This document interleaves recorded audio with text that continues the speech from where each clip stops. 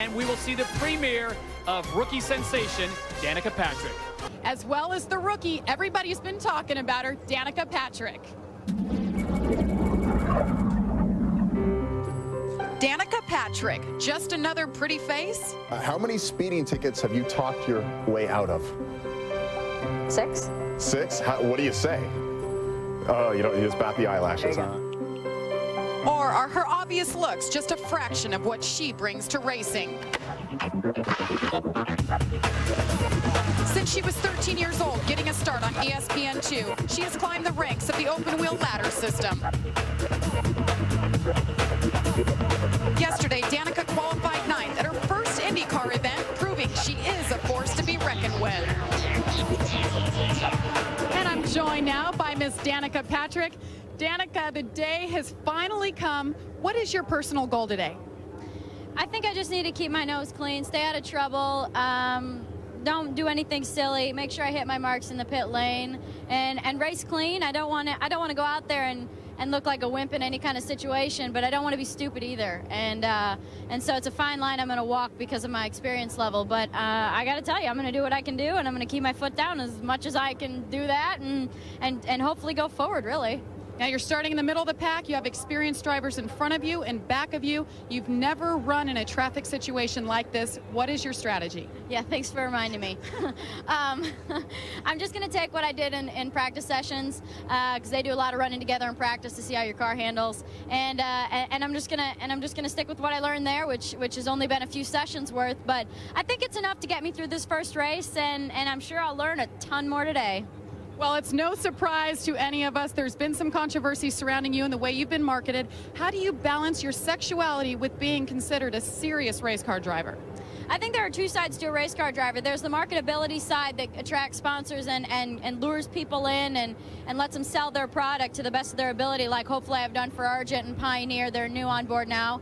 But, anyone else that may be out there looking too, you have to stay out there. And it's sponsors sometimes turn over, and you just have to be open to all different situations. But the bottom line is that it allows me to race cars, which is what I'm here to do today.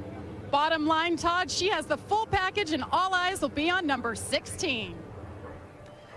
All right, thank you very much, Jamie. We'll re-examine the Danica factor with my two colleagues. When we return, we'll further examine the debut of Danica Patrick, and Jill and Scott will give their opinion on how she might respond to the pressure.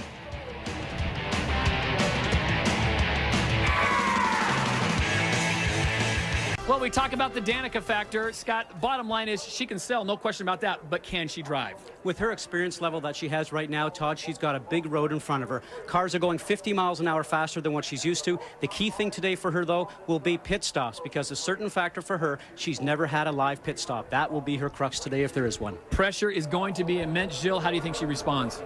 I think the key thought in my mind right now, Todd, is every year you have 4 or 5 rookies coming into the series, and unfortunately it's a harsh world out there. So 5 years from now, out of those 4 or 5, you only have 1 or 2 maximum that will still be in the series. Will she be one of those that will be here in 5 years down the road?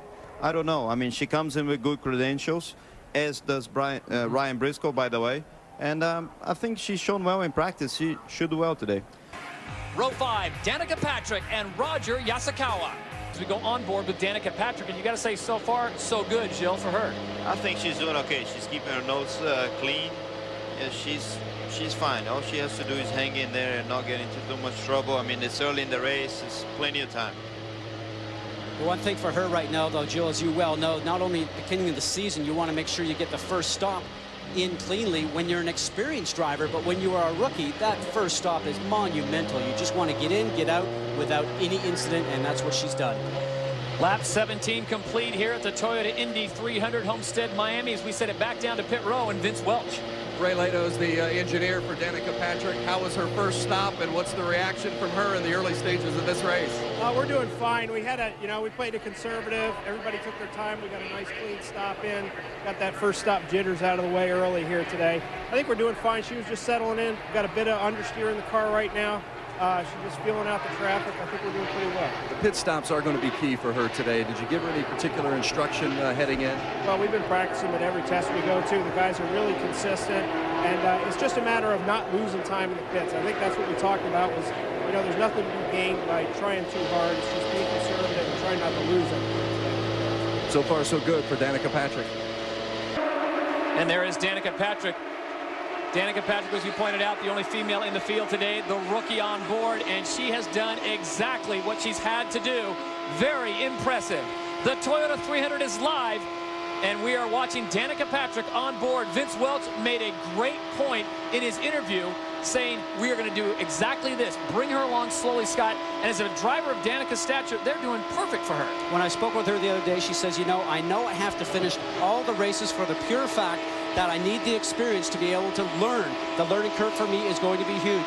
She's gone through the first pit stop that we mentioned right now. She's probably settled in. Now she's trying to learn about the car, learn about the other drivers that are out on the racetrack that she's not raced against before.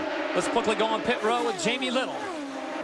And there is 16, Danica Patrick. We've talked about a lot today, the only female in this group, and she is going to follow the majority of the crew as they come in. The pits are now open. Danica Patrick, the Danica Factor, the only female in the field today, currently 16 right now, and that is her car number, excuse me, Danica Patrick. But she has been very good, and Rookie of the Year points, gentlemen, are certainly going to come into it as we check in down on pit row with Vince Welch. Todd, the biggest questions for Danica today were pit stops and running in traffic. She's made 3 pit stops, no significant mistakes. Everything has run smoothly. In traffic, her team says they just want to let her develop her own comfort zone, get comfortable. If she wants to get racy, then get racy. But most importantly, they want her to be around for the entire 200 laps and finish the race today. All right, thank you very much, Vince. As you were speaking, Danica got a little jiggy on the hand movement right there. I did. Good move by her. You saw Alex Barron just moved up high a little bit. He had to get out of the gas, and she just slid underneath him. She's doing just the right thing, Scott. What do you think? He's still sitting about 3 cars back of you, but he's got nothing for you. Where do you think Bobby Rahal is looking, Scott? Well, he's just watching all 3 of his cars out there, maybe with a bit more of a stronger eye towards Danica because she is the rookie in the field. But very impressive run for her right now. For as young as she is, her composure is so impressive. Her interview with Jamie Little, she seems to get it, and she's not going to go out there and try to wow everyone, not only with her promo posters, but with her driving. She is a very smart girl.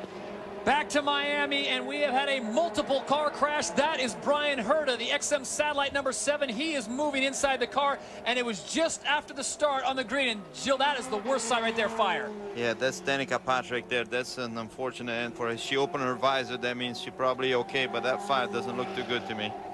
Well, the Delphi safety crew is on their way, and this was just after a restart, and Danica was actually being recycled back for a pit entry violation, carrying too much speed. But they've got to get there and get that fire out quickly. Meanwhile, they're at Brian Herta right now, and there's a lot of debris on the track. So another yellow comes out, and we will hopefully get word momentarily. Scott Sharp also caught in that one, and the 55 of Koski Matsura. Here's Danica. Now, she tried a risky move. She dropped down low. She saw the incident early. And look at this, Jill. Clips Ed Carpenter. She clips Ed Carpenter. She didn't back off. She went. Oh, she's walking. Danica's up and that's walking. Good news. That's good news. I tell you, that was an unbelievable incident. Koski obviously got caught out, like Scott said, with cold tires and low pressures. Lost the car. Danica was coming down the inside, and she probably didn't see the whole incident developing and kept her foot in to go down the inside. There's Ben Patrick, Danica's mom. Get her word quickly that her daughter is okay. She looked a little disoriented right there, almost like she wanted to walk back. Let's go back and watch the onboards now. This is in real time at 200+ miles an hour. This is Danica Patrick. Now she drops to the inside trying to avoid the incident. She backs off a little. She's on the curb. See, at that point in time, Ed Carpenter could have been back on the gas because the accident was beside him. Oh, and it looked like everyone lifted. Yeah, she almost made it through. Yeah. She was almost all the way down on the apron underneath the white line to try to avoid Ed, and there was no way of doing that, unfortunately. Well, it was a high-risk, high-reward kind of move. Unfortunately, it did not pay off for Danica Patrick. Let's sit it down to pit row and Vince Welch. Bobby Rahal was just watching the replay of watching the incident. And Bobby, what was your sight line of the incident? Well, I mean, it all happened in front of her, and he was doing right, and then Ed Carpenter was about 5 laps down or something like that, was in the middle of that restart, why I don't know, and he parked it in the middle of the incident, and she just caught up to him. But she did a great job all day, made a lot of good passes, and it's just unfortunate. I think she was feeling comfortable, and big accident. Pit stops and traffic, I know, were the two main areas of concern for her coming in today. How would you grade her in those areas? I'd give her pretty good. I don't know if I'd give her an A, but I'd certainly give her a B. I mean, the restarts were, some were good, some weren't so good. But that's just the experience factor. A lot of those restarts, it depends on who's leading the restart. And some of these guys continue to play games, while they're leading the restarts, and it just stacks up. The further back you are, the worse it gets. So, tough day for her, but all in all, I'm pretty pleased. That's Bobby Rahal.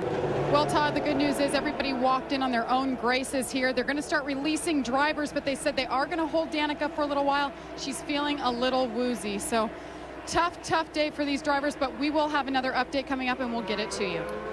All right, thank you very much. That's Jamie Little reporting from the hospital area. The good news is everyone walked in, but Danica did look a little disoriented, but she was this close. We've seen racing like that all day long, and she needed about 2 more inches, and she's through there clean. It looks like a genius. Well, it's one of those things. I mean, she chose the inside, backed off a little bit, but you could tell he backed off because there's no sound from the in-car camera, but the speed differential is too great. There's nothing else she could have done. It is every man for himself as we check in with Jamie Little. Well, Todd, I'm with John Griffin from the IRL. An update on Danica at this point. What is the latest? She's going to be transported up to Baptist Hospital here in Kendall, South Florida. According to Dr. Bach, our senior technical director, she has a concussion. They're going to take her up to the hospital for precautionary reasons, and we should have an update here by the end of the race. But she did walk in on her own graces. She walked in under her own strength, was feeling a little bit woozy, so Dr. Bach wants to send her up to the hospital. Well, guys, she was running one tough race. We wish her the best and hope to see her next week in Phoenix. All right, thank you, Jamie, and congratulations to Danica. I got to give her A for effort. It was a tremendous performance. It would have been nice to see her finish, but you know what?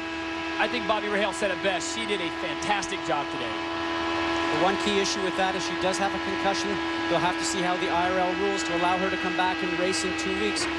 There's usually a 2-week period right there where you're not allowed to be actually back in the car, so we'll see if she can race at Phoenix.